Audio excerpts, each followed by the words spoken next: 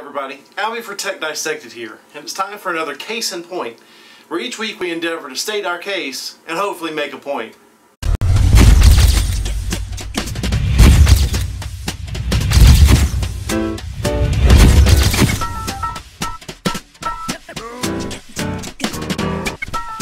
Alright, so there's a few things going on in tech world in general. We had another break-in, another hack, if you will, of a website. Been just quite a few break-ins, password resets, all these kinds of things.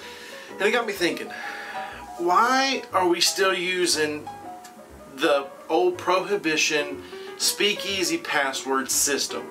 Every time I go to a website, I feel like I'm going, hey, password.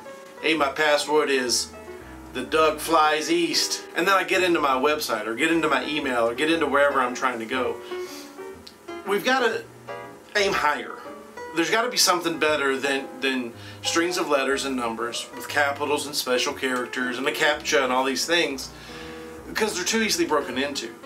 Now, people like Google and Microsoft, they're a little better. They have a few more dollars than you and I do to protect our stuff. But for most normal websites, we don't have billions of dollars to throw at security, and we're left with what we hope is enough different characters and numbers and all that to make it safe for our people, and it's not. And really the whole numbers and string and all that kind of stuff is weird anyway, because it's not your best friend trying to hack your account. It's somebody with some type of computer program or system that can just throw in all the strings and numbers. It doesn't matter how many capitals, it doesn't how many numbers you've got. If it's a string of numbers and letters, it can be figured out. And I don't know what the answer is. I'm not saying that we need to have retina scanners on all of our computers, or we need to implant this chip in us, or there's biometrics that we put our fingers on there and everything opens up. I don't know what the answer is, but it's got to be better than something we've been using for almost 100 years. I feel like I'm getting into a tree house every time I go to check my email, and that's just silly. It's 2014, we're almost into 2015, and here we are still using, punching in numbers and letters every time we want to get in somewhere. That being said, be safe with your stuff. What I do, and I know you do it too, I have a few passwords for a few different sites, and that goes across everything. The problem with that is if somebody gets into one, they more than likely have that password for all your other stuff. Smart thing to do is to change it a bunch. You need to go in there and once every so often just change all your stuff. Even if you do keep it all the same, which isn't the smartest, at least change all of them to something new. That at least helps you out a little bit if something's going on, somebody's trying to break into your stuff.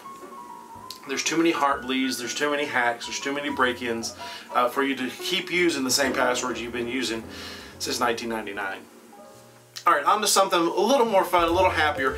Summer is almost upon us, which means it's time for blockbusters. Movies, video games, album releases, all these kinds of things come out in the summer, and it's great.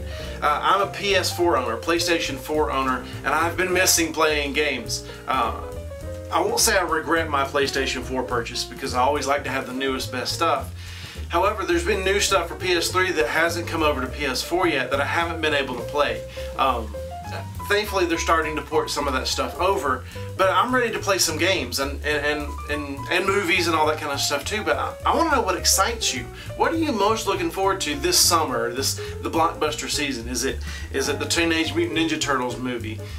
Is it Watch Dogs, the game? Is it a certain album? What are you looking forward to? What are you hoping to see? What are your expectations for the summer? Me, I'm really excited just for some new video games. I've got a Wii U, PlayStation 4, and a Vita sitting at the house, and for the most part they're collecting dust other than being able to watch Netflix and Hulu and all that stuff on them because I've had this drought since holiday season.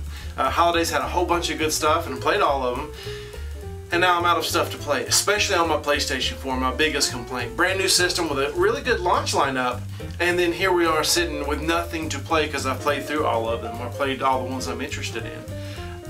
There's some indie stuff out there, but where are the constant flood of games? I know we do a whole bunch of stuff at holiday season because that's where most of our money is, but man, can we not really spread this stuff out? Summer is typically a dry spell, but we've got a few things good coming out for video games, and I want to play stuff. I'm concerned about this coming holiday season because there's so much, how are we going to get it all in? So not really concerned so much as hoping, I guess, that some of this stuff gets pushed back into March, April, May of 2015. So we've got something to play next spring. So let me know, what do you think about passwords?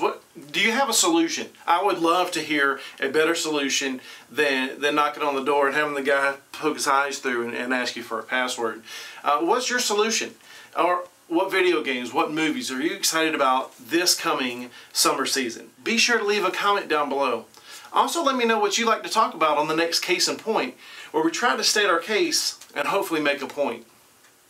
Thanks for watching. Be sure to click subscribe and check out some of our other videos while you're here. We'll see you next time.